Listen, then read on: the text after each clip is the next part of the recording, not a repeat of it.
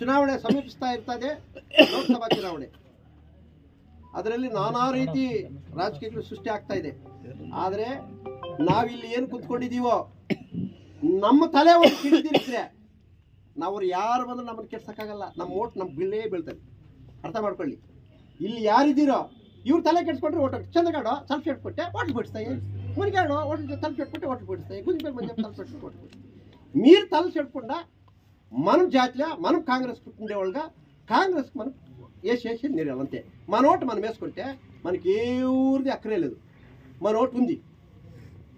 మన కారణాంతరాలను ఇంకా ఏమేమో యావదేదో కారణాలను ఇంకా మన పంచాయతీలో ఒక 5-6 ఓట్లు పోయింది, దానికి లేదనే కైలే, దాన్ని సంపాదించుకుందాం.